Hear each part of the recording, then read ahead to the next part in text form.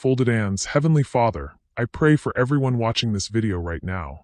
May you bless them with peace, joy, and breakthroughs in their lives. Amen.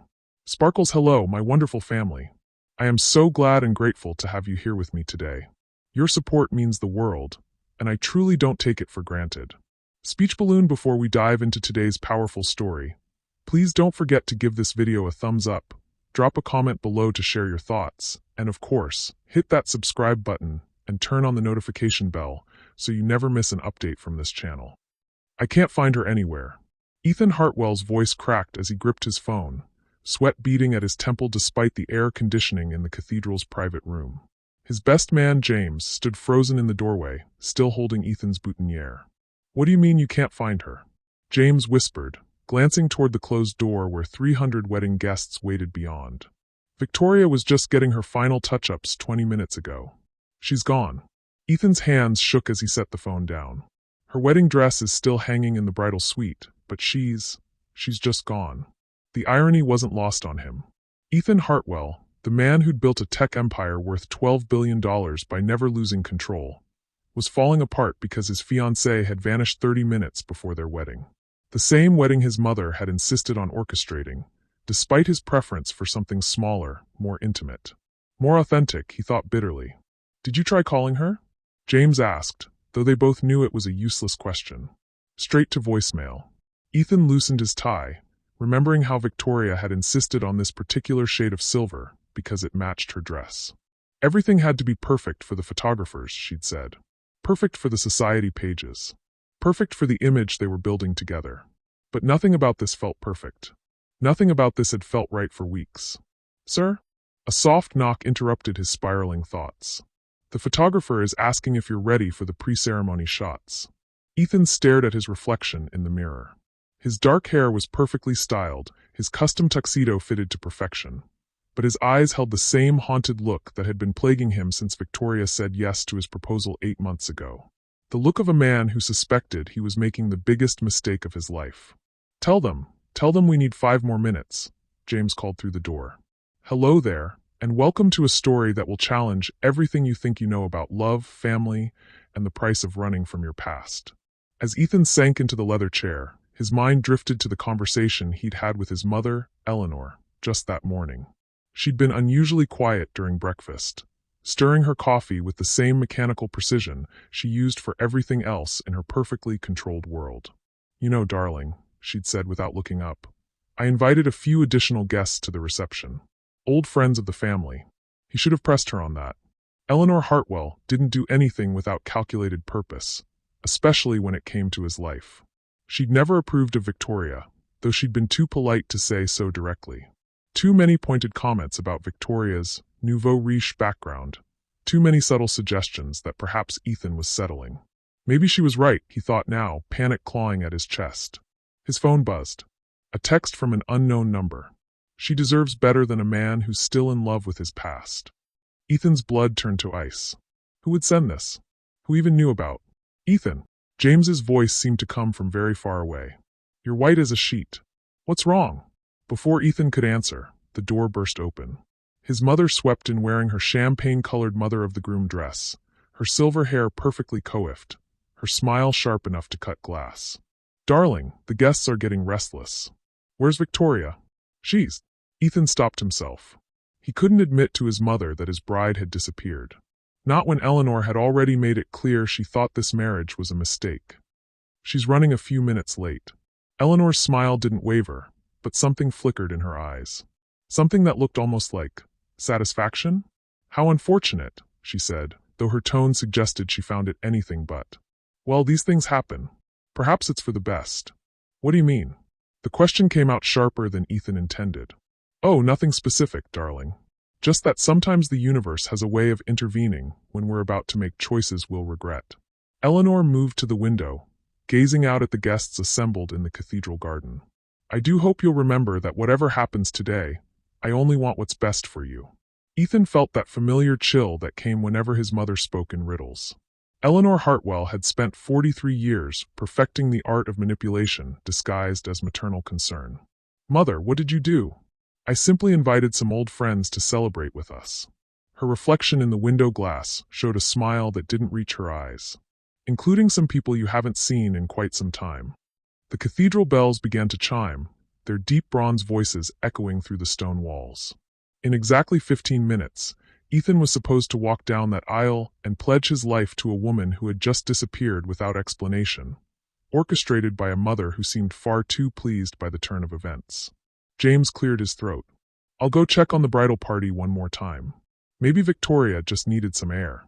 As James left, Ethan found himself alone with Eleanor, and a growing certainty that this day was about to become something entirely different than the fairy tale wedding they'd planned. You know, Eleanor said, still gazing out the window, I ran into the most interesting person at the farmer's market last week. Someone from your past who had quite a story to tell. Ethan's heart stopped, because there was only one person from his past that his mother would describe that way. Only one person whose reappearance could make Eleanor smile like she'd just won a chess game she'd been playing for years. Only one person whose name he hadn't spoken aloud in 5 years, but who still haunted his dreams every night. Mother, he whispered, please tell me you didn't.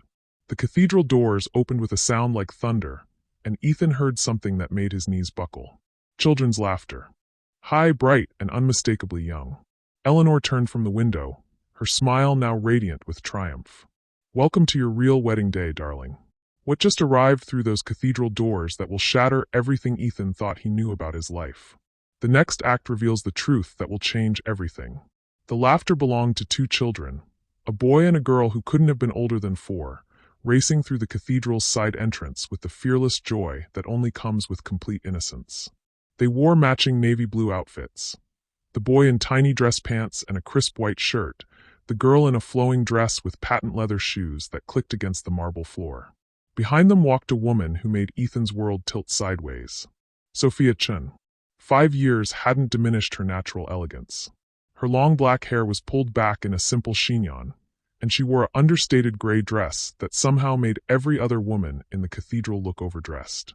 She moved with the same quiet confidence that had first caught his attention at Stanford Business School 12 years ago, when she'd been the only person brave enough to challenge his presentation on sustainable tech development. The same woman he'd married in a small ceremony overlooking the Pacific Ocean 7 years ago. The same woman he'd divorced 5 years ago after the worst fight of his life. The same woman who, apparently, had been raising his children without telling him they existed. Mama, this place is huge, the little girl exclaimed, spinning in a circle that made her dress flare out like a flower. Inside voices, Lily, Sophia said gently, though her eyes were scanning the crowd, clearly looking for someone. When her gaze found Eleanor standing at the window, something cold passed between the 2 women. Ethan watched in stunned silence as his mother descended the steps with the grace of a queen greeting subjects. She bent down to the children's level, her smile genuine for the first time all day. You must be Emma and Lily, Eleanor said, and Ethan's heart stopped completely. She knows their names. The little boy, Emma, apparently, hung back shyly, but Lily launched herself forward with the confidence of someone who'd never met a stranger. Are you the grandma? Lily asked with the devastating directness of a 4-year-old. Eleanor's eyes sparkled with delight. I am indeed. And you, my darling, look exactly like your father did at your age. Sophia stepped forward, placing protective hands on both children's shoulders. When she spoke, her voice carried the same measured control Ethan remembered from their worst arguments. Mrs. Hartwell, I appreciate the invitation, but I think there's been some misunderstanding. We can't stay. Nonsense, Eleanor replied, straightening to her full height. Your family. You belong here. The words hit Ethan like physical blows. Family. These children, his children, had been living and breathing and laughing and learning for 4 years without him knowing they existed. While he'd been building companies and attending board meetings and proposing to a woman he didn't love, somewhere in the world there were 2 little people who carried his DNA, his mother's stubborn chin, his father's gentle eyes. How could she not tell me? But even as the thought formed, memories began surfacing. Their last fight, the one that ended everything. Sophia standing in their kitchen, tears streaming down her face, begging him to choose her over the company just once. His response, cold and calculating, about how she was being unreasonable, how she knew his responsibilities when she married him. If you can't handle being second to my work, he'd said, then maybe we shouldn't be married at all. She'd left that night, filed for divorce the next week. And apparently she'd been pregnant. Daddy! The small voice cut through his spiraling thoughts like a blade. Lily had broken free from Sophia's grip and was standing directly in front of him, her dark eyes, his eyes, studying his face with the intense curiosity of childhood. "Are you our daddy?" she asked, and the cathedral fell completely silent. Ethan knelt down, bringing himself to her eye level. This close, he could see the small scar above her left eyebrow, could smell the faint scent of apple shampoo in her hair. She was real. She was his. And he'd missed 4 years of her life. "I think I might be," he whispered, his voice breaking. Emma, the boy, crept closer. He was clearly the more cautious of the twins, hanging back and studying Ethan with serious eyes. When he spoke, his voice was barely audible. "Mama said our daddy was very busy and couldn't visit us. Are you still too busy?" The question shattered something inside Ethan's chest. Here was his son, asking with heartbreaking politeness whether his father had time for him. "No," Ethan said, reaching out to touch Emma's hand. "I'm never too busy for you. I didn't know you existed." Both children looked confused, turning to their mother for explanation. Sophia's face had gone pale, but her voice remained steady. "We should go. This isn't the time or place." "On the contrary," Eleanor interrupted. "This is exactly the time and place. Ethan, darling, wouldn't you like to introduce your children to your wedding guests?" The manipulation was so smooth, so perfectly executed, that Ethan almost admired his mother's skill even as he recognized the trap.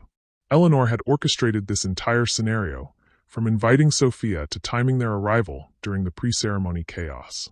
She'd probably even been the one to send that anonymous text about Victoria deserving better. Asterisk, but why now? Why today? Asterisk.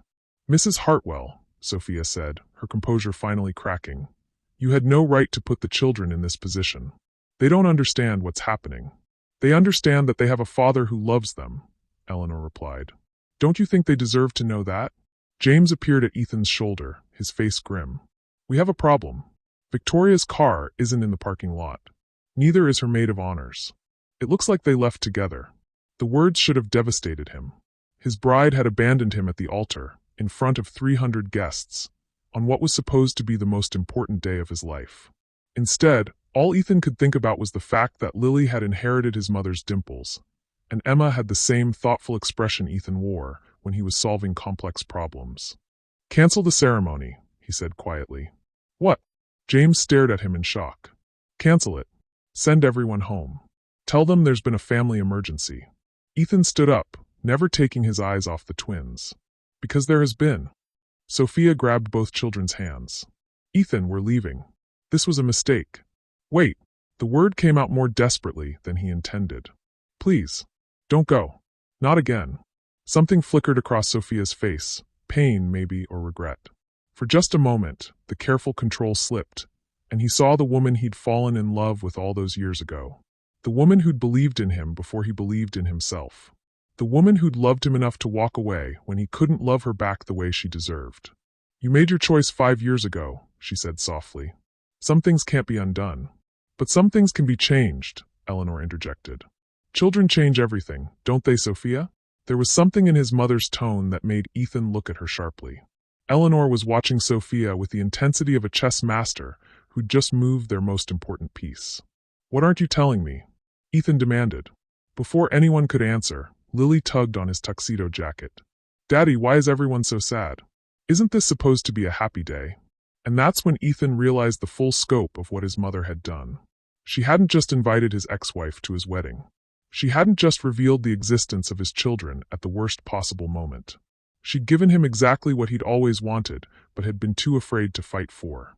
The woman he'd never stopped loving, and a family he'd never known he needed. The only question was whether it was too late to deserve either of them. The cathedral erupted in whispered chaos as words spread through the pews like wildfire. Asterisk, the bride is gone. The billionaire's ex-wife is here. Those are his children, asterisk. Ethan watched 300 of the city's most influential people transform from wedding guests into gossip columnists, their phones already emerging from designer purses and breast pockets. By tonight, this would be headline news across every business and society publication in the country. "We need to get these children somewhere private," Sophia said urgently, her maternal instincts overriding everything else as camera flashes began popping from the back of the cathedral. This is exactly what I was trying to avoid. The vestry, Eleanor suggested smoothly. It's private, and there's a separate exit to the parking lot. As they moved toward the small room behind the altar, Ethan caught fragments of conversation from the guests. Always knew Victoria was too young for him. Billions at stake in the prenup. Those children look exactly like him. Each comment was a nail in the coffin of his carefully constructed public image. Hartwell Industries stock would probably drop 10 points by Monday morning. The board members scattered throughout the congregation were already making mental calculations about damage control and succession planning. But for the first time in his adult life, Ethan found himself not caring about the business implications. Inside the vestry, Lily and Emma sat on a small bench, swinging their legs and whispering to each other in the secret language that twins seemed to share. They were handling the chaos better than any of the adults. "Mama," Emma said suddenly, "why didn't you tell us about Daddy before?" Sophia knelt in front of her children, her hands gentle on their faces. "It's complicated, sweetheart. Sometimes grown-ups make decisions that are hard to explain." "Because he was too busy?" Lily asked, her 4-year-old logic trying to make sense of the situation. "No, baby. Because I was scared." The admission hung in the air like a confession. Ethan felt something twist in his chest as he realized this was the first completely honest thing anyone had said all day. "Scared of what?" he asked quietly. Sophia looked up at him, and for a moment, her carefully maintained composure cracked completely. "Scared that you'd try to take them away from me. Scared that I'd have to watch you choose work over them the same way you chose work over me. Scared that they'd grow up feeling like they weren't enough, the way I did." The words hit him like physical blows, each one perfectly aimed at his deepest guilt. Because she was right. 5 years ago, he would have tried to control the situation, would have seen the children as another problem to be managed rather than people to be loved. "That's not who I am anymore," he said, though he wasn't sure if he was trying to convince her or himself. "Isn't it?" Eleanor's voice was deceptively mild. "What about Victoria? What about this wedding that you've been planning for 8 months, while barely spending time with your bride-to-be?" Ethan turned to stare at his mother. "You orchestrated this entire thing, didn't you? Victoria leaving, Sophia showing up, all of it." Eleanor's smile was serene. "I simply created an opportunity for truth to emerge. I can't take credit for your choices, darling."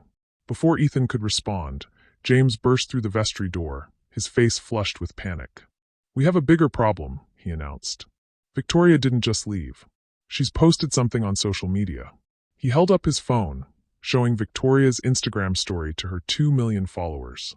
The post was a perfectly curated selfie taken in what looked like a private jet, with a caption that made Ethan's blood run cold. Asterisk. Sometimes you discover that the man you're about to marry has been lying about everything, including the family he never told you about. Thank you to a concerned friend for opening my eyes before it was too late. On to better things.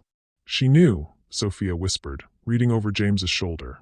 She knew about the children before today. Ethan felt the ground shift beneath his feet. How is that possible? Eleanor cleared her throat delicately. I may have mentioned our conversation to a few mutual acquaintances. Victoria's mother and I move in similar circles. You told Victoria's mother about the children? Ethan's voice was dangerously quiet. I told Margaret about running into Sophia at the farmer's market. About how lovely it was to see her with such beautiful children. I may have mentioned how much they resembled you at that age. Eleanor shrugged elegantly. I assumed Margaret would share the information with her daughter. I had no idea Victoria would react so dramatically. The manipulation was breathtaking in its complexity. Eleanor had planted the information knowing exactly how it would spread, knowing exactly how Victoria would react, knowing exactly when to reveal the children's existence for maximum impact. You destroyed my engagement, Ethan said. I saved you from a loveless marriage, Eleanor corrected. Victoria was never right for you, darling. She was marrying the Hartwell name and fortune, not the man. That wasn't your decision to make. Yes, it was. Eleanor's voice turned steel-sharp. Because you were making the same mistake your father made 30 years ago. Choosing duty over love, business over family, convenience over authenticity. I watched it destroy him, and I won't watch it destroy you. The reference to his father, who died of a heart attack at 58, alone in his office on a Sunday morning, cut deep. Ethan had been so focused on building the empire his father had started that he'd never stopped to question whether it was worth the cost. So you decided to blow up my life instead? I decided to give you a chance to build the life you actually want, Eleanor said firmly. The question is what you're going to do with it. Lily tugged on Ethan's hand, her small voice cutting through the adult argument. Daddy, are you mad at Grandma? The innocence in her question made everyone fall silent. Here was his daughter, meeting him for the first time, watching him argue with the grandmother who had orchestrated this chaos. What kind of first impression was he making? Ethan knelt down to Lily's level again. I'm not mad, sweetheart. I'm just trying to understand why everyone kept secrets. Secrets are bad, Emma said solemnly. Mama says they hurt people's feelings. Out of the mouths of babes. Ethan looked at Sophia, seeing the pain she'd been carrying for 5 years reflected in her eyes. You're right, he said to Emma. Secrets do hurt people's feelings. And I'm sorry that grown-ups made so many secrets about you and your sister. James cleared his throat again. Ethan, we really need to address the situation out there. The guests are starting to leave, but half of them are media, and they're not going anywhere until they get a statement. Through the vestry's small window, Ethan could see news vans already pulling up outside the cathedral. Someone had tipped off the press, probably one of the guests live tweeting the drama. By evening, this would be the top story on every gossip site and business news channel. What do you want me to tell them? James asked. Ethan looked around the small room. At his mother, who'd manipulated everyone but might have been right about Victoria. At his ex-wife, who'd kept his children secret but might have had good reasons. At his children, who deserved better than having their existence turned into a media spectacle. At the ruins of the life he'd thought he wanted, and the possibility of the life he'd been too afraid to reach for. Tell them, he said slowly, that due to a family matter, the wedding has been postponed indefinitely. No further comment. That's not going to satisfy them, James warned. I don't care what satisfies them. Ethan's voice grew stronger. My priority is protecting my children. The words felt strange on his tongue. My children. 2 hours ago, he'd been a man about to marry the wrong woman for the right reasons. Now he was a father who'd just chosen his kids over his public image. Eleanor smiled with genuine warmth for the first time all day. There's the son I raised. But Sophia was shaking her head. This isn't protection, Ethan. This is damage control. And my children aren't going to be part of your PR strategy. That's not what this is. Isn't it? She stood up, gathering the twins close to her. You've had 2 hours to process this. I've had 5 years. And I know exactly how this plays out. You get overwhelmed by the media attention. You decide you need space to think.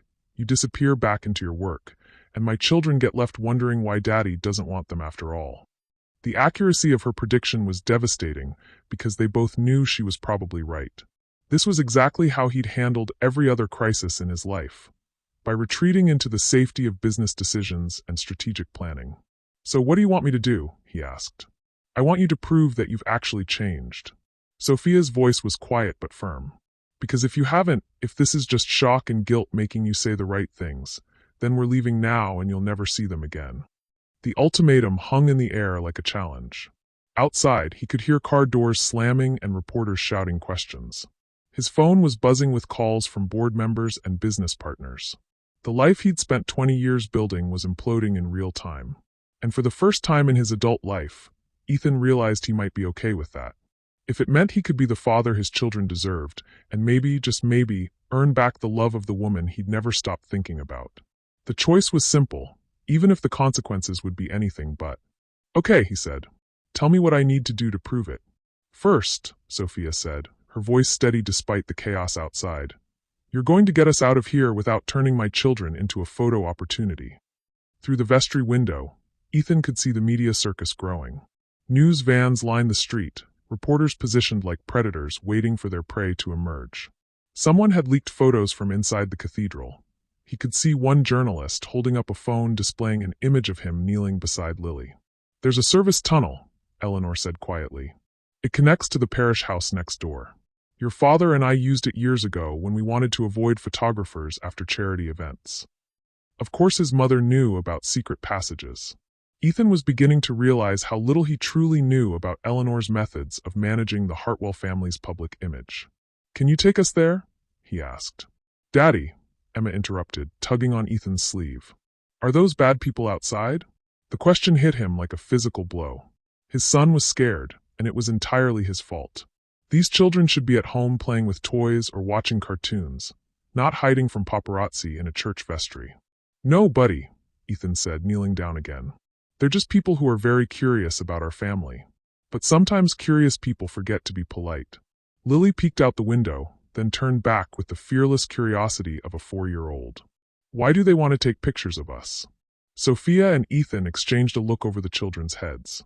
How do you explain to a 4-year-old that their father is worth $12 billion, that their unexpected existence has just become front-page news, that their mother kept them secret precisely to avoid this moment? Because your daddy is famous, Sophia said carefully. Like people on TV. Are you on TV, Daddy? Emma asked, his eyes wide. Sometimes, Ethan admitted. For work stuff. Boring adult things. But even as he tried to downplay it, his phone kept buzzing with increasingly urgent messages. James was fielding calls from board members demanding an emergency meeting. The Hartwell Industries stock was already dropping in after-hours trading. Victoria's Instagram post had been picked up by major news outlets, and her hashtag dodged a bullet was trending on Twitter. Eleanor moved to the door. I'll check if the passage is clear. James, you should go address the media. Tell them the family requests privacy during this difficult time. What about the wedding guests? James asked. They can find their own way out, Eleanor said dismissively. Most of them came for the spectacle anyway. Now they have a better one. As Eleanor and James left, the vestry fell into an uncomfortable quiet. For the first time since Sophia had walked through those cathedral doors, Ethan found himself alone with the woman he'd married and the children he'd never known existed. Sophia was helping Lily fix her hair bow, her movements gentle and practiced. Watching her with the twins, Ethan felt a sharp pang of loss for all the moments he'd missed. First steps, first words, bedtime stories, scraped knees that needed kissing better. What are they like? He asked quietly. Their personalities, I mean. Sophia's hands stilled for a moment. Emma is cautious like you. He thinks everything through before he acts. He loves puzzles and building blocks and asks a million questions about how things work. She smoothed Lily's hair. Lily is fearless, like me when I was little. She makes friends with everyone, never meets a stranger, wants to try everything at least once. They're beautiful, Ethan said, and meant it. They're smart too. Emma reads at a second-grade level already, and Lily has this incredible memory for stories. Sophia stopped herself, as if realizing she was sharing too much. They what? They ask about you sometimes, she admitted. I've tried to answer their questions honestly without making you out to be either a hero or a villain. The confession created a fresh wave of guilt. What do you tell them? That their daddy loves them but lives very far away. That sometimes grown-ups can't be together even when they love each other. That none of it is their fault. Sophia's voice grew quiet. The same things my mother told me about my father. Ethan remembered that Sophia's father had walked out when she was 6, leaving her mother to raise 3 children alone. It was one of the few personal details she'd shared during their marriage, usually only when they were fighting about his work schedule. I'm not him, Ethan said. Aren't you? Sophia looked at him directly for the first time since entering the vestry. When we were married, how many dinners did you miss? How many weekends did you spend at the office? How many times did I go to bed alone because you were just finishing up one more thing? The accuracy of her memory was devastating. Even when they'd been happy, even when they'd been in love, he'd always found excuses to prioritize work over her. Board meetings that couldn't wait. Deals that needed his personal attention. Crisis management that only he could handle. I was building something, he said weakly. You were running from something, she corrected. From intimacy, from vulnerability, from the possibility that someone might actually need you for who you are instead of what you can provide. Before he could respond, his phone rang. The caller ID showed David Hartwell, his younger brother and Hartwell Industries chief operating officer. I have to take this, Ethan said. Ethan, what the hell is going on? David's voice was sharp with panic. The internet is exploding. Stock price is tanking. The board is calling emergency meetings. And there are photos of you with some woman and kids. Those kids are my children, Ethan said quietly, watching Sophia's face for her reaction. Silence on the other end of the line. You're what? Twin children. Emma and Lily. They're 4 years old, and their mother is Sophia Chen. Your ex-wife Sophia? David's voice rose an octave. The one who disappeared after your divorce? The one you never talk about. She didn't disappear. She moved back to Portland to finish her PhD. Ethan had kept track of Sophia over the years, though he'd never admitted it to anyone. And apparently she was pregnant when she left. More silence. Then, Jesus Christ, Ethan. Do you have any idea what this means for the company? For the succession planning? For the merger we've been negotiating with Blackstone? The Blackstone merger. Ethan had forgotten all about the $12 billion deal that was supposed to close next month. The deal that would cement Hartwell Industries as the dominant player in sustainable technology development. The deal that required stable leadership and zero public relations disasters. David, the board is going to lose their minds. Unmarried CEO, secret children, abandoned bride, family drama splashed across every tabloid in the country. They'll demand your resignation. Through the phone, Ethan could hear the sound of papers shuffling, computer keys clicking. David was already in crisis management mode, trying to calculate the damage and figure out how to contain it. Maybe that wouldn't be the worst thing, Ethan said. The words surprised him even as he spoke them. For the first time in his adult life, the thought of stepping away from Hartwell Industries didn't fill him with terror. Are you insane? David's voice was incredulous. You've spent 15 years building this company into what it is today. You can't just walk away because of some personal drama. It's not drama, David. It's my family. Emma had wandered over during the phone conversation, standing close enough to hear David's raised voice through the speaker. The little boy's face was scrunched with worry. Is Uncle mad at you, Daddy? Emma whispered. Uncle. The word hit Ethan like a lightning bolt. David was these children's uncle, and he didn't even know they existed. Eleanor was their grandmother, and she'd been plotting for years to bring them into his life. These twins were part of a family they'd never met, carriers of a legacy they didn't understand. I have to go, Ethan told David. We'll talk tomorrow. Ethan, don't do anything stupid. He hung up and knelt beside Emma. Uncle David isn't mad at me, buddy. He's just worried about grown-up stuff. Is he our real uncle? Lily asked, appearing at Emma's side like a curious shadow. He is, Ethan confirmed. You have an Uncle David who lives in New York, and you have Grandma Eleanor, and probably lots of other family members you haven't met yet. Sophia was watching this exchange with an expression he couldn't read. When the children wandered back to the bench to whisper together, she spoke quietly. This is exactly what I was afraid of, she said. You're already thinking about how to manage them, how to integrate them into your world. But my children aren't business assets, Ethan. They're people with their own needs and feelings and routines. I'm not trying to manage them. Yes, you are. You're thinking about family dinners and holidays and how to explain their existence to your board of directors. You're already planning how to fit them into your life instead of asking whether your life is good for them. The accusation stung because it was partially true. His mind had already started spinning scenarios: custody arrangements, trust funds, private schools, security details. All the things that came with being a Hartwell. What's wrong with wanting to provide for them? Nothing. But what about wanting to know them? What about asking what they like for breakfast, or whether they're afraid of the dark, or what makes them laugh? Sophia's voice grew passionate. When you look at them, do you see Emma and Lily, or do you see the future heirs to Hartwell Industries? Before he could answer, Eleanor returned with James close behind her. Eleanor's face was grim, and James looked like he'd aged 10 years in the past hour. We have a problem, Eleanor announced. The tunnel is blocked by photographers. Someone tipped them off about the alternate route. There's more, James added reluctantly. Victoria's given an exclusive interview to Channel 7. It's airing tonight at 11. Ethan felt the walls closing in around them. They were trapped in the cathedral with his children and ex-wife, surrounded by media and facing a televised character assassination in a few hours. What did she say? Sophia asked. James and Eleanor exchanged a look that made Ethan's stomach drop. She's claiming that you knew about the children all along, Eleanor said carefully. That you've been secretly supporting them financially while lying to her about it. The blood drained from Ethan's face. That's not true. She has bank records, James continued. Wire transfers going to an account in Sophia's name. Monthly payments for the past 4 years. Ethan turned to stare at Sophia, whose face had gone white as paper. Sophia, he asked quietly. What bank transfers? But he already knew, even before she answered. The same way he'd known about her PhD program. The same way he'd kept track of her address changes over the years. His mother had been sending money to Sophia without telling either of them. Eleanor's smile was serene as a snake's. Well, she said pleasantly, this is awkward. You sent money?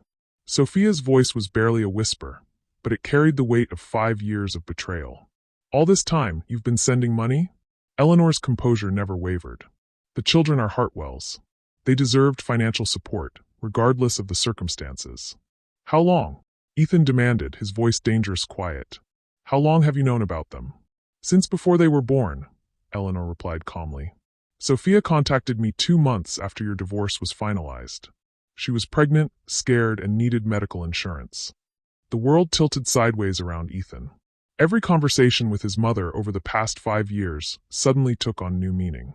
Every casual question about whether he was happy with Victoria. Every pointed comment about settling down and having children of his own. Every family dinner where Eleanor had seemed distracted, almost sad. She called you? Ethan turned to Sophia, who was backing away from both of them. You called my mother, but you couldn't call me? I was 24 years old, pregnant with twins and terrified, Sophia shot back. You'd made it crystal clear that you didn't want complications in your life. Children would have been the ultimate complication. So you went behind my back. I went to the one person I thought might care about your children's welfare, even if you didn't want them. Sophia's voice broke on the last words. I was wrong about that too, apparently. Emma and Lily had stopped whispering and were watching the adults with growing alarm. Lily's lower lip was trembling, and Emma had moved protectively in front of his sister. Are you fighting about us? Lily asked in a small voice. The question stopped everyone cold. Here they were, 3 adults destroying each other with accusations and revelations, while 2 innocent children watched their family implode before they'd even had a chance to understand what family meant. No, sweetheart, Sophia said quickly, moving toward the twins. We're just talking about grown-up things. But Lily was 4, not stupid. Mama, are you crying? Ethan looked at Sophia and realized she was indeed crying, silent tears streaming down her face as she tried to maintain her composure for the children. The woman who'd handled everything from graduate school to single motherhood with grace and strength was finally breaking under the weight of this moment. Mrs. Hartwell, Sophia said, her voice shaking with rage, you manipulated all of us. You let me believe I was protecting my children by keeping them secret, while you were secretly controlling the situation the entire time. I was protecting them, Eleanor replied, and protecting Ethan from making another impulsive decision he'd regret later. Another? Ethan's voice was deadly quiet. What other impulsive decisions? Eleanor's mask finally slipped, revealing something cold and calculating underneath. Marrying Sophia in the first place.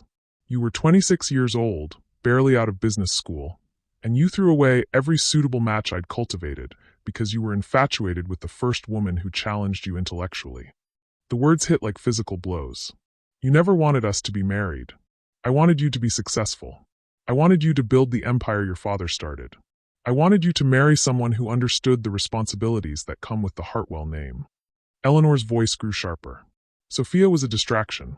A brilliant, beautiful distraction who would have derailed everything we'd worked for. I loved her, Ethan said simply. Love, Eleanor said dismissively, is a luxury you couldn't afford. Not then. Maybe not ever. Sophia made a sound that was half laugh, half sob. So you decided for all of us. You encouraged me to leave when things got difficult. You supported my decision to keep the children secret. You probably even influenced Ethan's work schedule to make sure he was never home enough to save our marriage. The accusation hung in the air like a bomb waiting to explode. Ethan thought about all the emergency board meetings that had seemed to come up whenever he and Sophia were planning time together. All the urgent deals that required his personal attention at the worst possible moments. All the crises that somehow materialized whenever his marriage seemed to be getting back on track. Mother, he said slowly, what did you do? I did what was necessary to ensure the survival of this family's legacy. You destroyed my marriage. I saved your career. Eleanor's voice turned ice cold. And now I'm saving you from making the same mistake twice. Victoria was using you, Ethan. She was going to take half of everything in the inevitable divorce and leave you with nothing but regret and legal bills. James, who'd been standing silently by the door, cleared his throat uncomfortably. There's something else. Victoria's interview tonight. She's claiming that Eleanor contacted her mother 3 months ago with information about the children. That this whole wedding was a setup from the beginning. Ethan stared at his mother in growing horror. You've been planning this for months? I've been planning this for 5 years, Eleanor corrected. Every decision, every introduction, every opportunity I've created has been designed to bring you back to where you belong. With your real family. By destroying everything else in my life? by clearing away the debris so you could see what actually mattered. The scope of the manipulation was breathtaking. His mother hadn't just interfered in his personal life. She'd orchestrated it like a chess master moving pieces across a board. Sophia's departure, the children's concealment, Victoria's introduction and subsequent abandonment, even this confrontation in the cathedral vestry. All of it planned, calculated, controlled. "You're insane," Sophia whispered. "I'm a mother," Eleanor replied firmly. "And mothers do whatever is necessary to protect their children, even when their children are too stubborn to protect themselves." Outside, the sound of helicopters had joined the chaos of reporters and photographers. Someone was live-streaming from the cathedral steps. Ethan's phone showed 47 missed calls and hundreds of text messages. The story was going national, maybe international. But all of that faded into background noise as he watched Emma walk over to Sophia and take her hand. "Mama, I don't like it when people yell," Emma said quietly. Lily joined them, wrapping her small arms around Sophia's legs. "Can we go home now?" Home. These children had a home somewhere, a life they'd built without him. Bedrooms with their favorite toys, a routine that didn't include hiding from photographers in church vestries. A normal childhood that was now being destroyed by their connection to him. "Yes," Sophia said, her voice becoming stronger as her maternal instincts took over. "We're going home right now." "Wait," Ethan said desperately. "Please. Don't go. Not like this." "Like what, Ethan? With our children traumatized? With cameras following us? With your mother pulling strings behind the scenes to manipulate our lives?" Sophia's composure finally shattered completely. "This is exactly why I kept them away from you. This circus, this chaos, this complete lack of control over our own lives. I can fix this." "You can't fix this," she exploded. "You can't manage this like one of your business deals. You can't strategize your way out of the fact that your family is toxic and your world is toxic, and my children deserve better than being pawns in whatever game your mother is playing." The words hung in the air like a slap. Eleanor's face was stone cold. James looked like he wanted to disappear into the floor, and the twins were both crying now, overwhelmed by the adult emotions they couldn't understand. "Sophia," Ethan said quietly, "I know this looks bad." "It doesn't look bad, Ethan. It is bad. Your mother has been controlling our lives for 5 years. She's been sending money behind my back, manipulating your relationships, orchestrating this entire disaster. And you." She looked at him with something that might have been pity.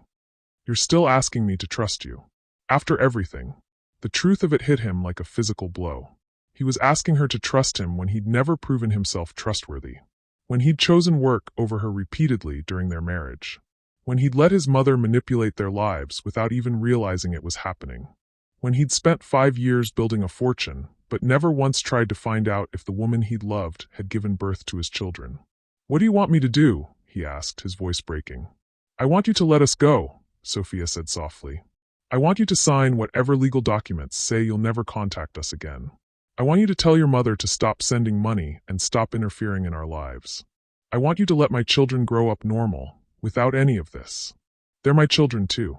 "No," Sophia said, lifting Lily into her arms while Emma clung to her leg. "They're mine. You're a stranger who shares their DNA. And after today, I'm going to make sure it stays that way." The finality in her voice was devastating. Ethan watched as she moved toward the door, carrying half his heart with her in the form of 2 small children who would grow up knowing their father had chosen everything else over them. Just like Sophia's father had done to her. Just like his father had done to him. Eleanor had orchestrated this moment perfectly, and in doing so, she'd ensured that the Hartwell legacy of broken families would continue for another generation. The door closed behind Sophia and the twins with the sound of finality. In the silence that followed, Ethan turned to face his mother. "Are you happy now?" he asked. Eleanor's smile was sad and triumphant at the same time. "Ask me in 5 years," she said, "when you realize I was right." But for the first time in his life, Ethan didn't care if his mother was right. He only cared that he'd lost his children before he'd ever really had them. And this time, it was entirely his own fault. The vestry felt like a tomb after Sophia and the children left. Ethan stood frozen by the door, still hearing the echo of Lily's confused crying and Emma's whispered questions about why the grown-ups were angry. In the space of 3 hours, he'd gone from a man preparing for his wedding to a father who'd lost his children before ever really knowing them. Outside, the media frenzy had reached fever pitch. Through the small window, He could see news anchors doing live broadcasts, their faces animated with the kind of excitement that comes from witnessing a public figure's spectacular downfall. "Well," Eleanor said, settling into one of the vestry chairs with the composure of someone who'd just finished a successful business negotiation. "That could have gone better." Ethan turned to stare at his mother, and for the first time in his adult life, he felt genuine hatred toward the woman who'd raised him. "Get out," he said quietly. "Darling, I understand you're upset. Get out." The words exploded from him with such force that James actually stepped backward. "Get out of this room, get out of my life, get out of my company. I never want to see you again." Eleanor's composure finally cracked, just slightly. "Ethan, you're being dramatic. In a few days, when you've had time to process." "To process what? That you've been manipulating my life for 5 years? That you drove away the only woman I ever loved? That my children will grow up thinking their father abandoned them because you decided I couldn't handle being a parent?" His voice broke on the last words. "You destroyed everything, Mother. Everything." "I saved everything," Eleanor shot back, her own mask slipping. "Do you think Sophia would have stayed if you'd known about the children 5 years ago? You were working 80-hour weeks, traveling constantly, building the company. You would have resented them for complicating your life, just like your father resented you." The comparison to his father was a blow below the belt, but it landed because Eleanor knew exactly where his deepest insecurities lived. "I'm not him," Ethan said, but the words sounded hollow even to himself. "Aren't you? You proposed to Victoria because she was convenient, because she fit into your life without requiring any real emotional investment. You've spent 15 years building walls around yourself, and now you're angry at me for protecting you from having to climb over them." James cleared his throat uncomfortably. "Ethan, we really need to discuss damage control. The board is calling an emergency meeting for tomorrow morning.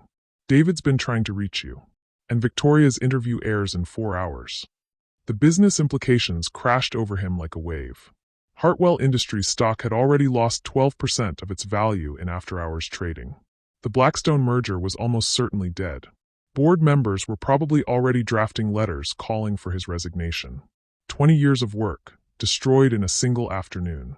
"What exactly is Victoria saying in this interview?" Ethan asked. James and Eleanor exchanged another one of those looks that made his stomach drop. "She's painting herself as the victim of a massive deception," James said carefully. "Claims you've been secretly supporting your ex-wife and children while lying about it to her. She's provided bank records, email evidence, the works." "What email evidence?" Ethan had never sent money to Sophia. He'd never even had her current contact information. "Emails from your personal account to Sophia's account," Eleanor said quietly. "Monthly check-ins about the children's welfare, discussions about educational expenses, that sort of thing." The blood drained from Ethan's face. "You've been sending emails from my account?" Someone needed to maintain contact. The children needed to know their father cared about them, even if he couldn't be present. The violation was so complete, so breathtaking in its scope, that Ethan couldn't even process it fully. His mother had been impersonating him for 5 years, creating a relationship with his children built entirely on lies. They thought he'd been checking in on them, caring about their milestones, asking about their welfare. When in reality, he'd known nothing at all. "Show me," he said. Eleanor hesitated, then pulled out her phone. She scrolled through what appeared to be years of correspondence, all sent from an email account that looked exactly like his personal one, but with a slightly different domain. Asterisk, "How did Emma's first day of preschool go? I've been thinking about him all day." Asterisk. Asterisk, "Lily's artwork is beautiful. Please tell her I'm proud of her creativity." Asterisk. Asterisk, "I hope you're both feeling better. Being sick is no fun for little ones." Asterisk. Hundreds of messages, all signed with his name, all creating the illusion of a father who cared deeply about children he'd never known existed. "Sophia thinks these are from me," he whispered. "They are from you, in every way that matters," Eleanor replied. "They express what you would have felt if you'd known about the children." "You don't know what I would have felt, don't I?" Eleanor's voice turned cold again. "I know you, Ethan. Better than you know yourself. I know that learning about the children would have terrified you. I know you would have tried to control the situation instead of embracing it. I know you would have demanded custody schedules and legal agreements instead of simply loving them." The accuracy of her assessment was devastating because they both knew she was probably right. 5 years ago, faced with unexpected fatherhood, his first instinct would have been damage control and strategic planning, not wonder and joy. But that didn't give her the right to make the choice for him. His phone buzzed with a text from David. Asterisk, emergency board meeting moved to tonight. They're talking about removing you as CEO. Where the hell are you? Asterisk. The company his grandfather had started, that his father had built, that he'd spent his entire adult life expanding, was slipping away from him in real time. By tomorrow morning, he might be unemployed as well as alone. I need to get to the office, he said numbly. Ethan, James said gently, maybe that's not the best idea right now. The media is camped outside Hartwell Tower. Security says there are protesters. Protesters? Apparently some family advocacy groups are upset about the abandoned children angle. Victoria's team did an excellent job of positioning her as the wronged woman and you as the deadbeat billionaire father. The irony was suffocating. He was being vilified for abandoning children he'd never known existed, while the woman who'd actually kept them secret was being portrayed as a victim of his deception. Eleanor stood up, smoothing her dress with the practiced grace of someone who'd spent decades managing family crises. I should go, she said. Give you time to think clearly about your next steps. Don't, Ethan said quietly. Don't pretend this is about what's best for me. Don't pretend you're leaving because you care about my feelings. You're leaving because your manipulation failed. Sophia saw through you, I saw through you, and now you're cutting your losses. For the first time all day, Eleanor looked genuinely hurt. Everything I did was to protect this family. No, everything you did was to control this family. There's a difference. Eleanor moved toward the door, then paused. When this all dies down, when you've had time to process the full scope of the situation, you'll realize I was right. Sophia would have destroyed your career, just like she's doing now. The children would have complicated your life beyond repair. Victoria would have taken half of everything in a divorce. Maybe, Ethan said. But those would have been my mistakes to make. My choices to live with. You stole that from me. Eleanor's smile was sad and unrepentant. Someday you'll thank me. After she left, Ethan found himself alone with James in the vestry where his life had imploded.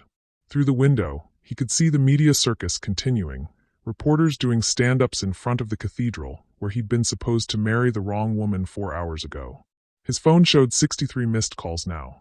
Messages from board members, business partners, journalists, childhood friends who'd seen the news.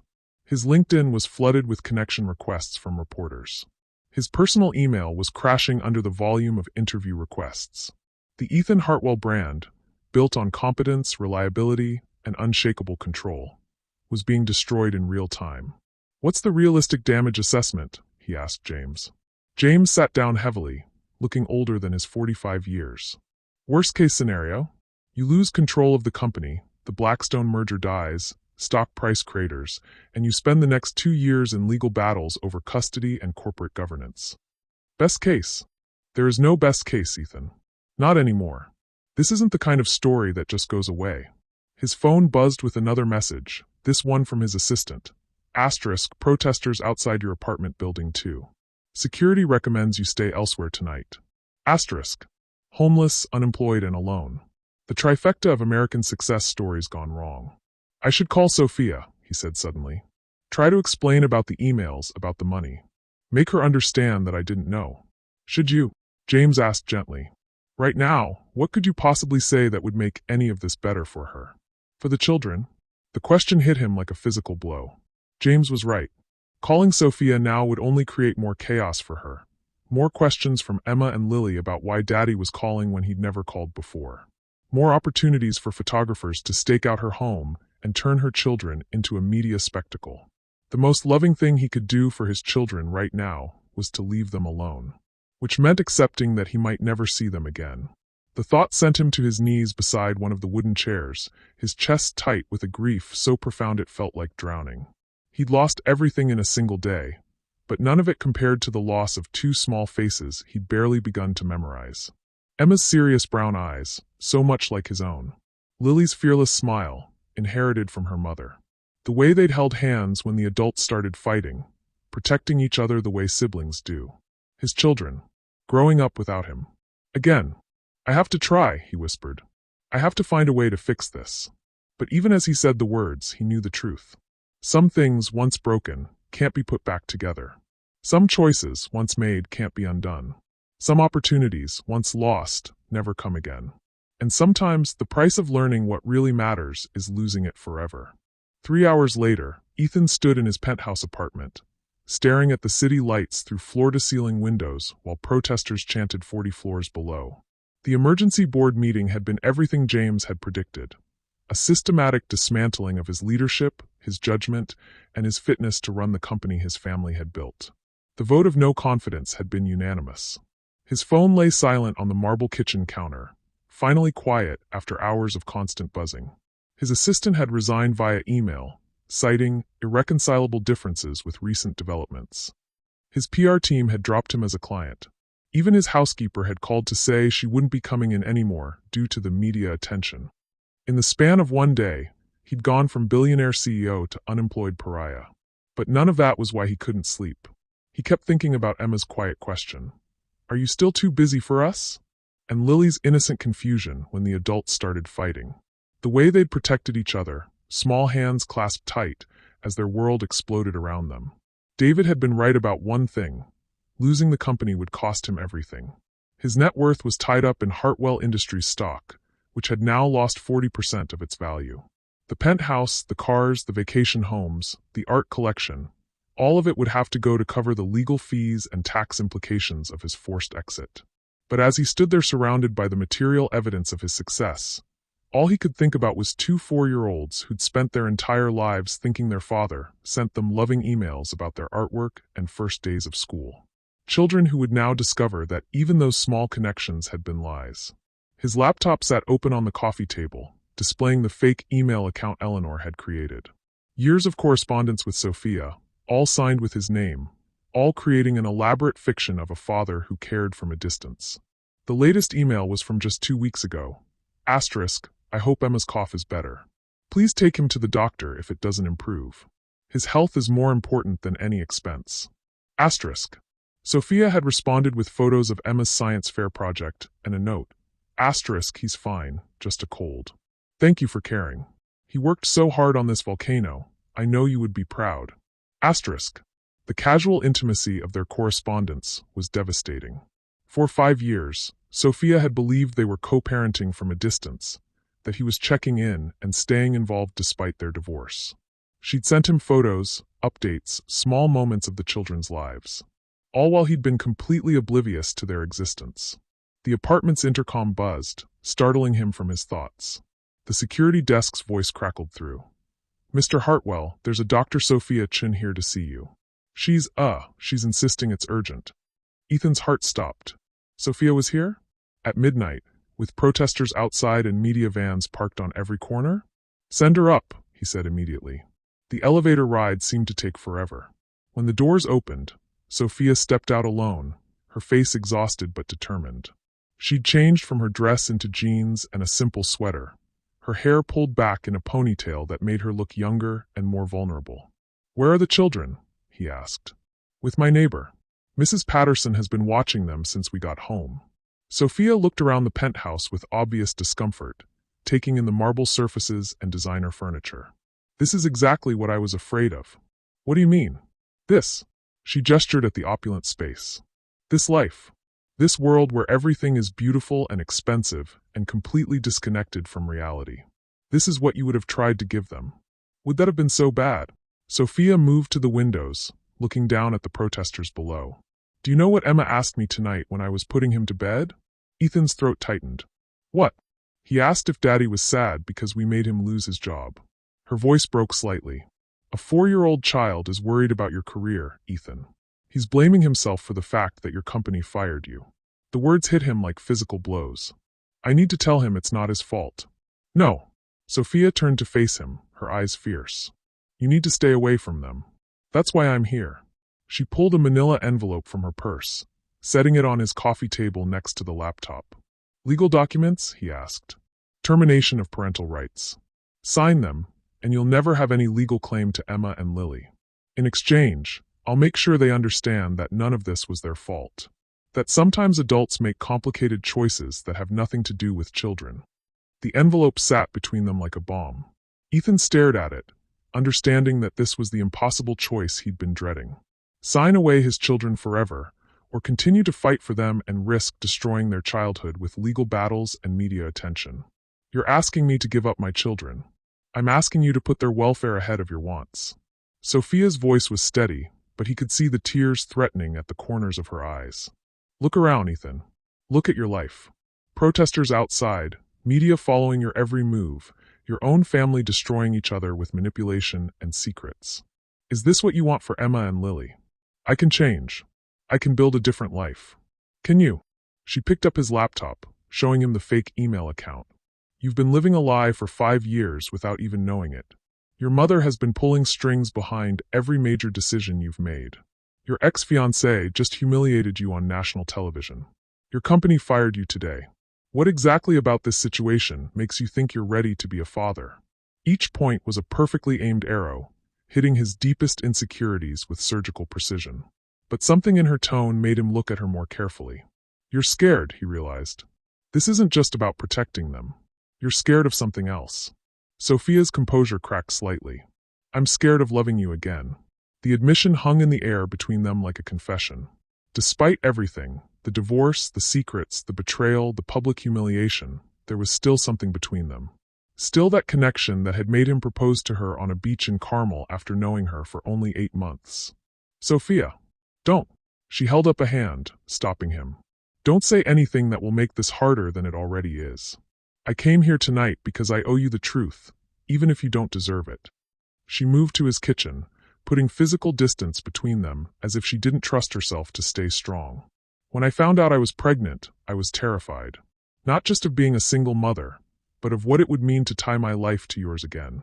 Because despite everything you did, despite how you chose work over me every single day of our marriage, I never stopped loving you. The words were a knife to his chest. So when your mother offered to help, when she suggested that maybe it was better if you didn't know right away, it felt like a gift. A chance to raise our children without having to watch you disappoint them the way you disappointed me. I would never disappoint them. You already have. The words exploded from her with all the force of 5 years of suppressed anger. You spent today trying to manage them, trying to figure out how to integrate them into your existing life, instead of asking what kind of life would be best for them. You were more concerned about your board meeting than about the fact that they were scared and confused. The accusation hit home because it was true. Even in the vestry, even in those first moments of meeting his children, his mind had been calculating damage control and strategic responses. But the worst part, Sophia continued, her voice dropping to a whisper, is that I can see who you could be with them. I watched you kneel down to their level. I saw your face when Lily called you daddy. I know that somewhere inside the businessman and the billionaire, there's a man who could love them the way they deserve to be loved. Then why are you asking me to sign those papers?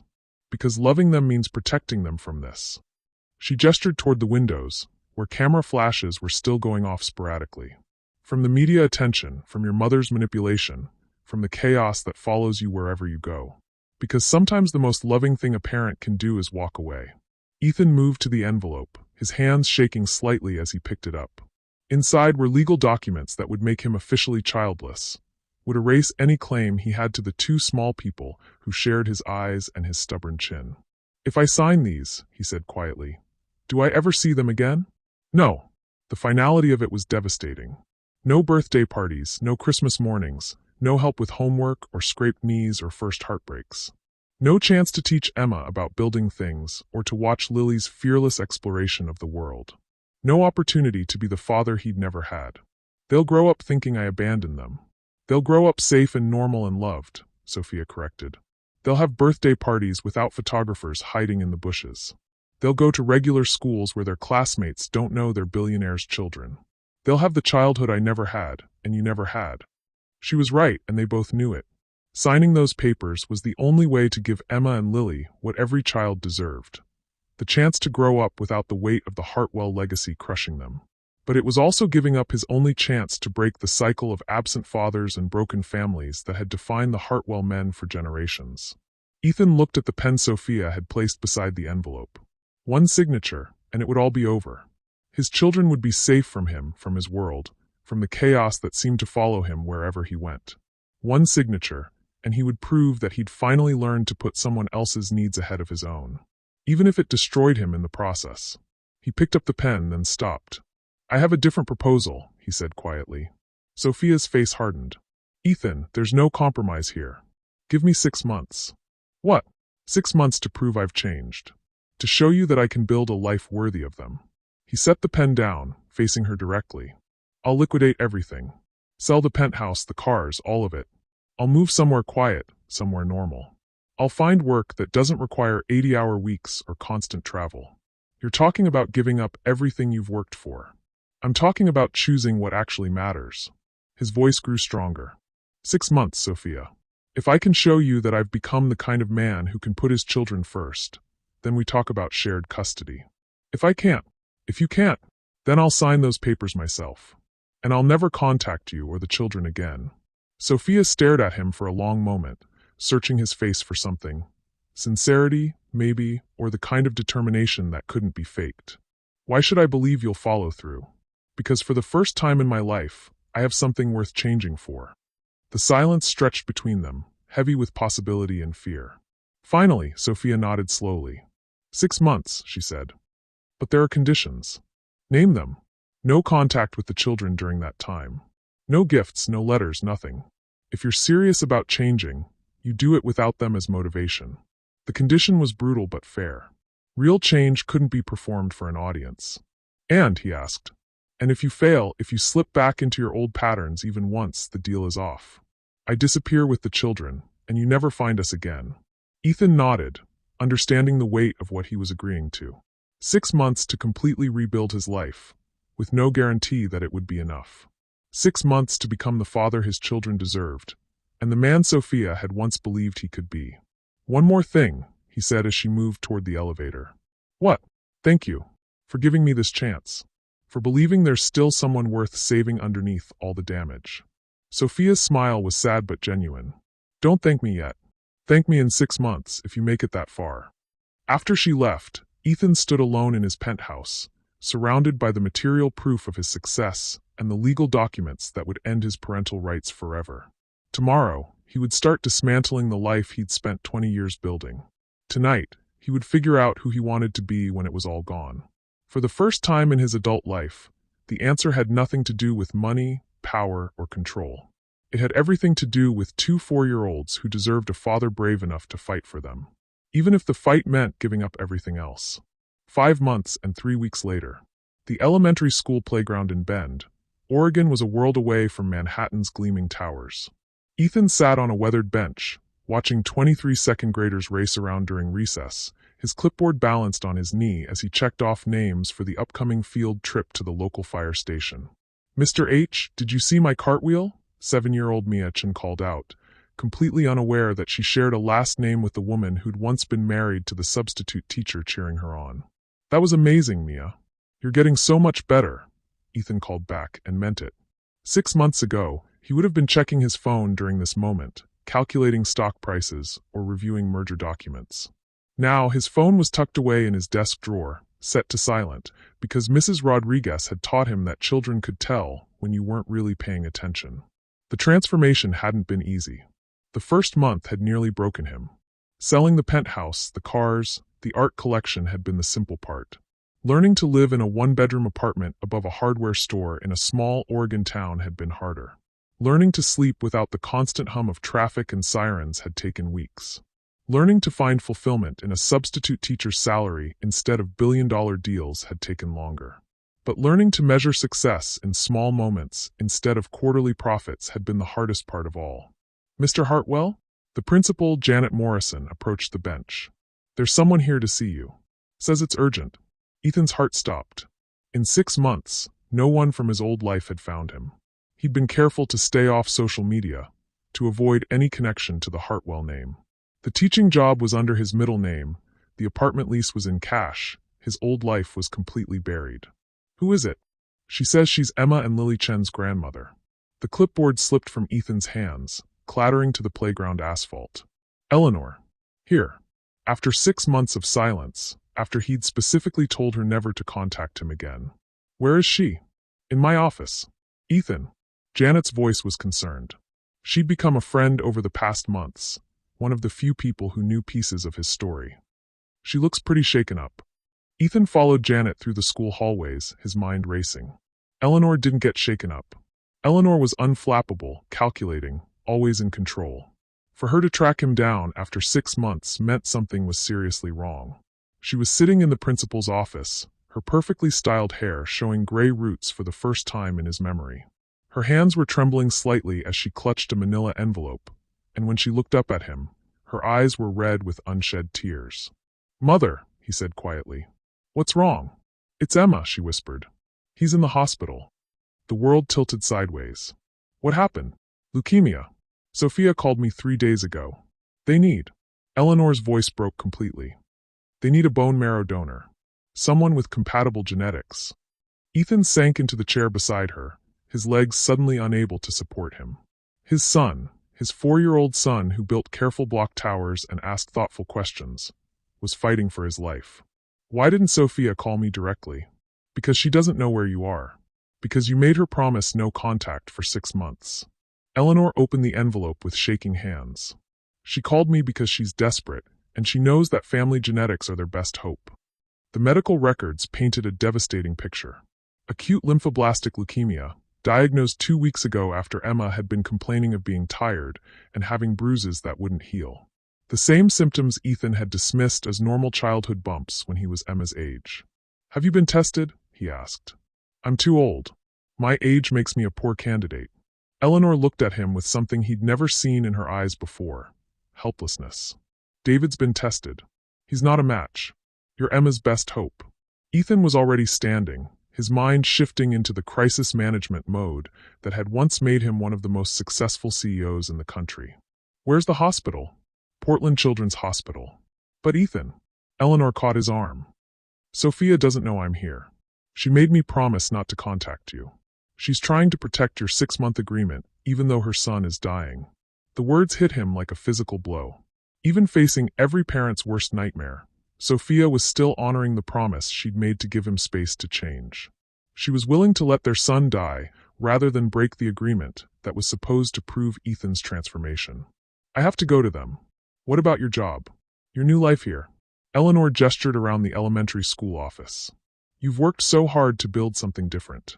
Ethan looked around the classroom where he'd spent the past 6 months learning what it meant to put children first. At the artwork on the walls from students who trusted him, at the lesson plans he'd carefully crafted to make learning fun, at the life he'd built one small moment at a time. "It doesn't matter if I lose Emma," he said simply. The drive to Portland took 4 hours, but Ethan barely remembered it. His mind was consumed with memories of Emma's serious brown eyes, the way he'd hung back shyly during that terrible day at the cathedral, his quiet question about whether Daddy was too busy. "Please let me not be too busy for this," Ethan prayed to whatever force might be listening. "Please let me be what he needs." Portland Children's Hospital was a maze of sterile corridors and hushed conversations. Ethan found the oncology ward by following the signs, each step feeling like walking toward either salvation or devastation. Sophia was in the family waiting area, curled up in a plastic chair that looked like it had become her home. She'd lost weight, her usually perfect composure replaced by the hollow-eyed exhaustion of a parent keeping vigil. Lily was asleep across 3 chairs, covered by a hospital blanket. When Sophia looked up and saw him, her face went through a series of emotions: shock, relief, anger, and finally something that might have been hope. "You're not supposed to be here," she whispered. "My son is sick," Ethan replied quietly. "Where else would I be? The 6 months isn't up. Our deal." "Sophia." He knelt beside her chair, taking her hands in his. They were cold and trembling with exhaustion. "Our deal was about me proving I could put the children first. What does it tell you that I'm here?" She stared at him for a long moment, and he could see her taking in the changes. The simple clothes, the calloused hands from working in the hardware store during his off hours, the way he immediately looked to check on Lily's comfort before anything else. "You look different," she said finally. "I am different. How did you know?" "About Emma?" Before he could answer, Eleanor appeared in the doorway, looking older and more fragile than he'd ever seen her. "I told him," Eleanor said quietly. "I broke my promise to you, Sophia." "I'm sorry." Sophia's face hardened. "You had no right." "I had every right." Eleanor's voice cracked with emotion. "That little boy in there is my grandson, and he's dying, and his father is the best hope for saving him. You think I was going to let pride and promises get in the way of his life?" The argument was interrupted by a doctor emerging from Emma's room. Dr. Sarah Kim looked exhausted but determined as she approached the small group. "Mrs. Chen, we've been looking for you. Emma's asking for his daddy." The word stopped everyone cold. Emma was asking for his father. The father he'd met once, for a few terrifying hours, 6 months ago. "He's been asking for 2 days, Dr. Kim continued. "He keeps saying Daddy promised to help when he was scared, and he's very scared right now." Ethan felt something break open in his chest. "He remembers me? He talks about you constantly," Sophia whispered. "Even though I never. I tried not to encourage it, but he remembers meeting you. He remembers that you knelt down to his level. He remembers that you said you were never too busy for him." The weight of that responsibility, of being remembered by a child who'd only met him once, but had held on to that promise for 6 months, was overwhelming.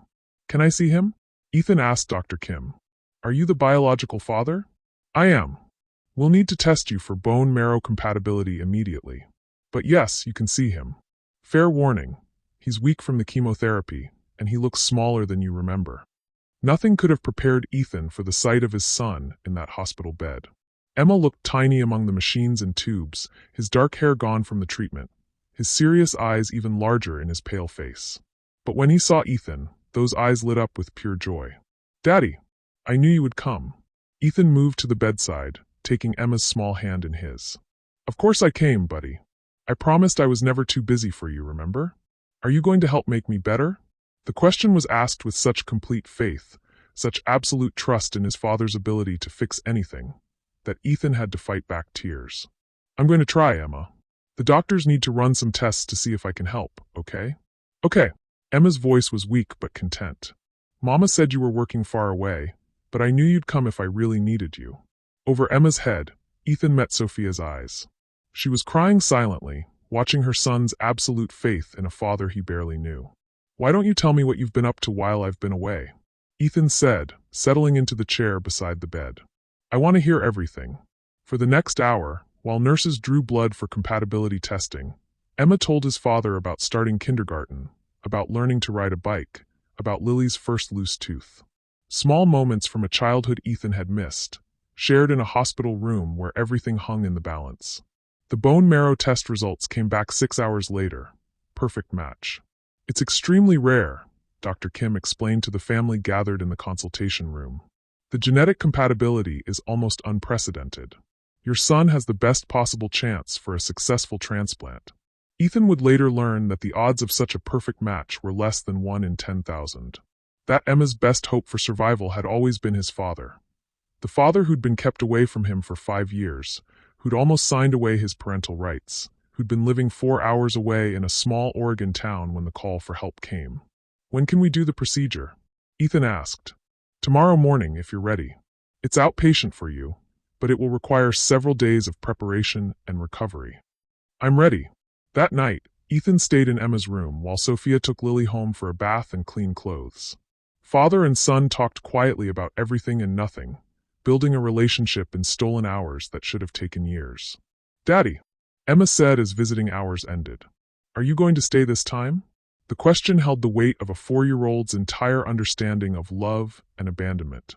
Ethan thought about the life he'd built in Bend, the students who depended on him, the quiet routine that had taught him who he really was. "I'm going to stay as long as you need me," he promised. "And then we're going to figure out how to make sure I'm close enough to come whenever you call. Even if Mama says no?" Ethan glanced toward the door where Sophia stood listening, her face unreadable. "Your mama and I are going to talk about that," he said. "But Emma, no matter what happens with the grown-up stuff, you never have to doubt that I love you and Lily more than anything in the world." "Okay. Okay, Daddy." The bone marrow transplant the next morning was routine from a medical standpoint, but transformative from an emotional one. As Ethan lay in the recovery room, knowing that part of his bone marrow was now flowing through his son's veins, he felt a connection deeper than anything he'd ever experienced in business or romance. This was what it meant to be a father. Not the planning or the providing or the protecting, but the willingness to give whatever was needed, whenever it was needed, without calculation or condition. 2 weeks later, as Emma's white blood cell count began to climb and the transplant showed signs of success, Sophia found Ethan in the hospital chapel at 3 a.m. "I owe you an apology," she said, sitting beside him in the empty pew. You don't owe me anything. I do. Her voice was thick with exhaustion and emotion. I spent 5 years being angry at you for not fighting for us. But when Emma got sick, when I was faced with possibly losing him, I realized I'd been fighting to keep you away from them just as hard as you'd fought to keep work more important than us. You were protecting them. I was protecting myself. The admission came out in a whisper. I was so afraid of watching you disappoint them the way you disappointed me that I never gave you the chance to be better. Ethan turned to look at her, seeing the woman he'd fallen in love with under the exhaustion and fear. Were you wrong? I don't know. But these past 2 weeks, watching you with Emma, watching you put his needs ahead of everything else without even thinking about it. She paused. That's not the man I was married to. No, he agreed. It's not. Who are you now? It was the question he'd been asking himself for 6 months. I'm a substitute teacher in a small town who just figured out that the most important job he'll ever have is being Emma and Lily's father. Sophia smiled for the first time in weeks. What about being their father and maybe, eventually, if you're very good and very patient, their mother's friend? The word friend was loaded with possibility and caution, with hope tempered by hard-earned wisdom. I'd like that, Ethan said. I'd like to earn that. It won't be easy. Emma's going to need months of follow-up care. Lily's been terrified and confused. And I'm going to need time to trust that this version of you is real and permanent. I have time. Outside the chapel windows, Portland was waking up to another gray October morning. Somewhere in the oncology ward, Emma was probably asking a nurse if his daddy was coming to visit today. Somewhere in the family housing unit, Lily was waking up from dreams where her brother wasn't sick and her family wasn't broken. There's something else, Sophia said. Your mother's been here every day. She's been different. Different how? Humble. Apologetic. She's been reading to Emma, and she told Lily stories about what you were like as a little boy. Sophia's voice grew wondering. She told me the real reason she interfered in our marriage. Ethan tensed. Which was? Your father wasn't just a workaholic, Ethan. He was clinically depressed. He used work to avoid dealing with his emotions, with his family, with anything that required real intimacy. Your mother watched it destroy him, and she was terrified you were heading down the same path. The revelation reframed everything. Eleanor's manipulation hadn't been about control. It had been about prevention. She'd seen her son following his father's self-destructive patterns and had tried to save him the only way she knew how. She was wrong about the methods, Sophia continued, but she wasn't wrong about the destination. If you'd stayed on that path, if you'd married Victoria and kept building walls around yourself, you would have ended up exactly like your father. Alone and empty, but successful by the world's standards. Ethan thought about the life he'd almost chosen. The loveless marriage, the growing fortune, the increasing isolation disguised as achievement. He thought about his father, dying alone in his office on a Sunday morning, surrounded by the proof of his success and the evidence of his failure. Your mother saved you from that, Sophia said quietly. She just almost destroyed all of us in the process. Through the chapel's stained glass windows, the morning light was beginning to paint colors across the floor. Red and blue and gold, transforming the stark space into something beautiful. Like the way love could transform loss into hope. Like the way a child's illness could transform a father's priorities. Like the way 6 months of learning to live small could transform a man's understanding of what it meant to live large. Sophia, Ethan said as they prepared to return to Emma's room. Thank you for the 6 months. For believing I could change. For giving me the chance to prove it. Thank you for changing, she replied. For becoming the man I always hoped you could be. Hand in hand, they walked back toward the oncology ward, toward their son who was fighting his way back to health, toward their daughter who needed to see that sometimes broken families could be healed, toward a future that looked nothing like the life Ethan had planned, but everything like the life he'd always needed. The billionaire was gone. The CEO was finished. The man who'd measured his worth in market caps and merger deals had disappeared somewhere between a cathedral vestry and a hospital chapel. In his place was a father, a teacher, a man who'd learned that the most valuable thing he could give his children wasn't money or status or protection from the world's chaos. It was simply showing up, being present, choosing them again and again, no matter what it cost. Everything else was just details.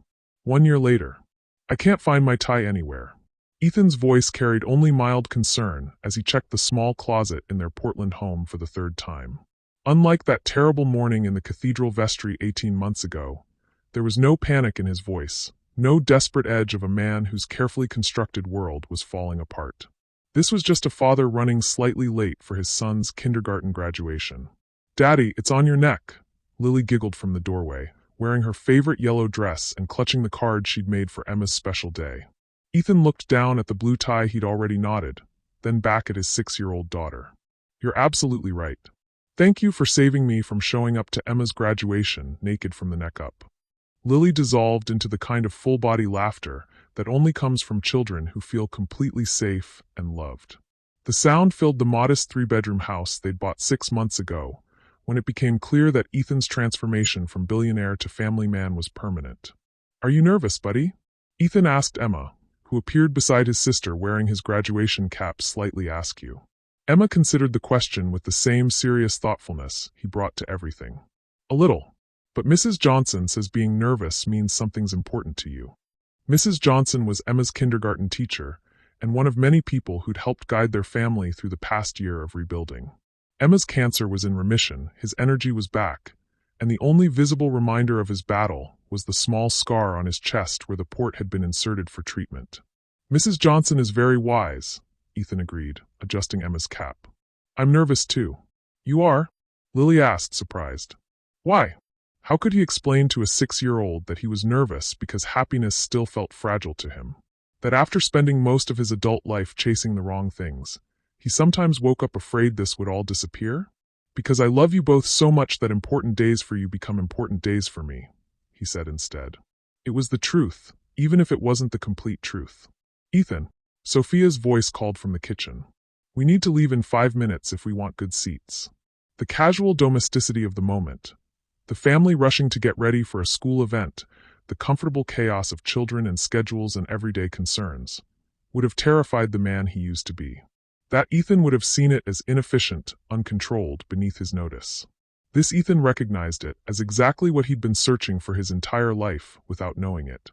In the kitchen, Sophia was packing snacks and water bottles with the practiced efficiency of a mother who'd learned to be prepared for anything. She looked up when they entered, her smile warm and natural. Everyone ready for Emma's big day? The past year had been a careful dance between them. Not quite dating, not quite just co-parenting, but something deeper and more cautious than either. They'd been through too much, lost too much, to rush toward anything that might destabilize the fragile peace they'd built. But there had been moments. Quiet conversations after the children were asleep. Shared looks during Emma's doctor appointments. The night 3 months ago when Emma had a fever and they'd both stayed up, taking turns checking on him, and Sophia had fallen asleep with her head on Ethan's shoulder. Small steps toward something that might, eventually, become love again. "Grandma Eleanor's already at the school," Sophia said, checking her phone. She got there an hour early to make sure she had the best view for pictures. Eleanor's transformation had been almost as dramatic as Ethan's. The manipulative matriarch had been replaced by a grandmother who read bedtime stories, attended every school event, and had quietly established college funds for both children without telling anyone. She'd also started therapy, finally addressing the grief and fear that had driven decades of controlling behavior. "She's probably reorganizing the entire auditorium," Ethan said fondly. "She brought cookies for the whole class," Emma reported. "The kind with the frosting flowers." Eleanor had discovered that her skills in organization and attention to detail made her an excellent volunteer coordinator for school events. She'd found purpose in supporting her grandchildren's education rather than manipulating their father's career. The drive to Riverside Elementary took 15 minutes through tree-lined streets that bore no resemblance to Manhattan's concrete canyons. Ethan had initially worried that small-town life would feel limiting after years of global business travel. But he'd discovered that a smaller world could actually contain more life. He knew his neighbors now. Mr. Peterson, who coached Emma's soccer team. Mrs. Williams, who taught Lily piano lessons. The barista at the local coffee shop who remembered that he took his coffee black and always asked about the kids. A community instead of a network. Relationships instead of contacts. "There's Uncle David's car," Lily pointed out as they pulled into the school parking lot. David had driven up from San Francisco for the graduation, part of his ongoing effort to rebuild his relationship with his brother. The brothers spoke weekly now, and David had become a devoted uncle who sent the children books and called them on their birthdays. The new CEO of Hartwell Industries, chosen by the board after Ethan's departure, had actually increased the company's stock price by focusing on sustainable growth rather than aggressive expansion. Ethan's departure had been good for everyone, it turned out. Inside the auditorium, Eleanor was indeed holding court in the front row, having saved seats with the determination of a woman defending a military position. She'd embraced her role as the family's chief emotional supporter with the same intensity she'd once brought to social manipulation. "Darling," she called out, waving them over. "I have the perfect seats. Emma will be able to see us clearly from the stage." As they settled into their reserved spots, Ethan felt a familiar moment of surreal amazement. 2 years ago, he'd been planning a wedding to the wrong woman, completely unaware that he had children. Now he was sitting in an elementary school auditorium, surrounded by other parents with smartphones and proud smiles, waiting to watch his son receive a kindergarten diploma. The transformation was so complete that sometimes he wondered if that other life had belonged to someone else entirely. Ladies and gentlemen, welcome to Riverside Elementary's kindergarten graduation ceremony. Principal Martinez took the stage, and the auditorium filled with the warm chaos of family celebrations. Cameras flashed, parents whispered encouragement, younger siblings fidgeted in their seats. When Emma's name was called, he walked across the stage with careful dignity, shaking Principal Martinez's hand before looking directly at his family in the front row. His smile was pure joy, unmarked by the fear and confusion that had defined their first meeting. "That's my brother," Lily shouted, forgetting all instructions about inside voices. Ethan felt tears sting his eyes as he cheered for his son. Not the careful, controlled tears of a man managing his public image, but the raw, overwhelming emotion of a father witnessing his child's milestone. After the ceremony, as families gathered for pictures and cake, Emma ran straight to Ethan. "Did you see me, Daddy? I didn't trip or anything. I saw you, buddy. You were perfect up there." Ethan knelt to Emma's level, the same way he had in that cathedral vestry. But this time there was no crisis, no chaos, no desperate attempt to connect with a child who was essentially a stranger. This time, there was just a father and son who knew each other completely. "Can we go get ice cream to celebrate?" Emma asked. "That sounds like an excellent plan," Sophia said, joining them. "What do you think, Lily? Ice cream celebration." "Yes. Can I get the kind with the rainbow sprinkles?" As they gathered their things and prepared to leave, David approached with Eleanor. His brother looked relaxed in a way Ethan hadn't seen since their father died, freed from the pressure of managing both the company and the family's expectations. "Great speech, Emma," David told his nephew. "Very professional delivery. Uncle David, do you want to come for ice cream?" Emma asked. "I would love that." The group made their way out of the school together, 3 generations of Hartwells plus Sophia, walking through the late afternoon sunshine toward a perfectly ordinary ice cream shop for a perfectly ordinary celebration. Ordinary had become Ethan's greatest luxury. At the ice cream parlor, as Emma carefully selected his flavor and Lily debated between chocolate and strawberry, Sophia moved to stand beside Ethan. "Penny for your thoughts," she said quietly. "Just thinking about how different this is from what I thought my life would look like." "Better or worse?" Ethan watched Emma help Lily reach the napkin dispenser, watched Eleanor take pictures with the patience of a grandmother who had all the time in the world, watched David attempt to balance 3 ice cream cones while texting his wife about their flight home. "So much better," he said. "So much better that I can't even remember why I thought the other way was worth pursuing. Because you didn't know what you were missing. And now I do." They found a table outside, Emma and Lily chattering about summer plans while the adults listened with the relaxed attention of people who had nowhere else to be. The conversation was punctuated by brain freeze complaints and arguments about who had the better flavor, the kind of chaotic family dynamics that Ethan had once avoided and now treasured. "Daddy," Emma said suddenly, "are you happy you came to my graduation?" The question was asked with a child's directness, but Ethan heard the deeper inquiry underneath. "Are you happy with this life? Are you happy you chose us? Are you staying?" "Emma," he said seriously, "being at your graduation today was the most important thing I could possibly do. There's nowhere else in the world I would rather have been. Even if you were still the boss of that big company?" Even Eleanor looked interested in his answer to this one. The family had never explicitly discussed his former life, but the children had picked up enough pieces to understand that Daddy used to have a different, more important job. "Especially then," Ethan said. "Being the boss of a big company is just work. But being your daddy? That's the most important job I'll ever have." Emma nodded with satisfaction, returning to his ice cream. But Lily, always the more emotionally perceptive of the twins, wasn't quite finished. "Daddy, do you miss being rich?" The question drew smiles from the adults, though they all waited to hear his answer. "Lily, I am rich," Ethan said. "I have a son who's brave and smart and kind. I have a daughter who's fearless and funny and caring. I have work that I love and friends who matter to me. That's the richest anyone can be. But don't you miss having lots of money? You know what I discovered? Having lots of money is only good if you have people you love to share it with. And the people I love don't need lots of money to be happy. They just need me to be present and pay attention and show up when they need me." Eleanor reached across the table to squeeze his hand. "Your father would be very proud of the man you've become." The comment would have been manipulative from the old Eleanor, a careful deployment of emotional pressure. From this Eleanor, it was simply a grandmother sharing an observation with her son. "I hope so," Ethan replied. "I hope he would understand that I found a different way to honor his legacy." As the afternoon stretched toward evening, families began packing up and heading home. David had a flight to catch, Eleanor had a book club meeting to attend, and the children were starting to show signs of celebration fatigue. "I should get these two home and fed," Sophia said, gathering napkins and empty cups. "It's been a big day." "I'll help," Ethan offered automatically, then paused. "If that's okay. If you want the help." It was a small moment, but it represented months of careful negotiation about boundaries and roles. Ethan was part of their lives now, but he was still learning how to be part of their routines without overstepping or assuming. "I always want the help," Sophia said simply. At home, as they moved through the familiar evening routine of baths and bedtime stories, Ethan felt that same sense of surreal gratitude that had become his constant companion. This ordinary Tuesday evening, with its ordinary concerns about homework and toothbrushing, was more fulfilling than any billion-dollar deal he'd ever closed.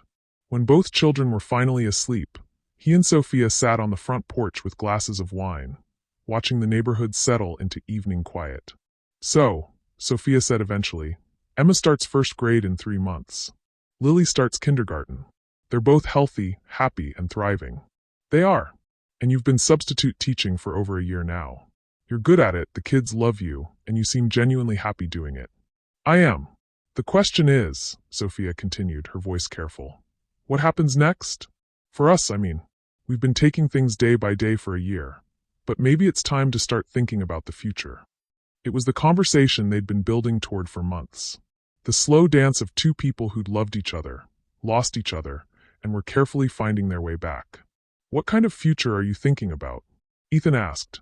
"The kind where we stop pretending we're just co-parents who happen to care about each other." Sophia's voice was quiet but sure. "The kind where we acknowledge that what we're building here is a family, not just a parenting arrangement." "And what would that look like?" "I don't know exactly. But I know I'm tired of sleeping alone when the person I want to fall asleep next to is across town. I know the children ask me why you don't live here when you're here every day anyway. And I know that I've fallen in love with who you've become, even though I was terrified to admit it." The admission hung in the evening air between them, honest and vulnerable and completely without agenda. "I've been in love with you this entire time," Ethan confessed. "Even when we were divorced, even when I was engaged to Victoria, even when I was convinced I didn't deserve you or the children. You've been the standard I measured everything against. And now I think maybe I've finally become someone worthy of that standard." Sophia reached for his hand, their fingers intertwining with the natural ease of people who'd found their way home. "So what do we do about it?" "We take the next step," Ethan said. "Whatever that looks like for our family." The future stretched ahead of them, uncertain but hopeful. There would be challenges. There always were with children and careers and the ordinary complications of life. But they would face them together, as a family that had been broken and rebuilt stronger. As they sat in the comfortable quiet of their neighborhood, Ethan thought about the man who'd stood in that cathedral vestry 18 months ago, panicking about a disappeared bride and completely unaware that his real life was about to begin.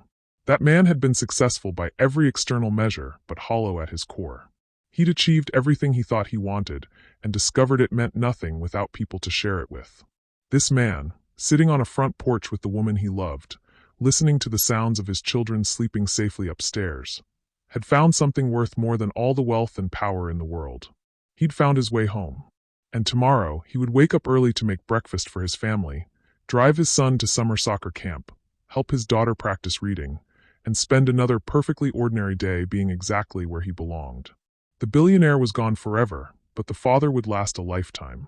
Some losses, it turned out, were actually the greatest gains of all. What did this story teach you about the courage it takes to completely rebuild your life for the people you love? Sometimes the biggest transformation comes not from gaining everything you thought you wanted, but from losing what you thought you needed and discovering what actually matters. Drop your thoughts in the comments about a time when losing something led you to find something better, and subscribe for more stories that will change how you see the world. Because the best stories aren't about having it all. They're about discovering that all was never what you thought it was.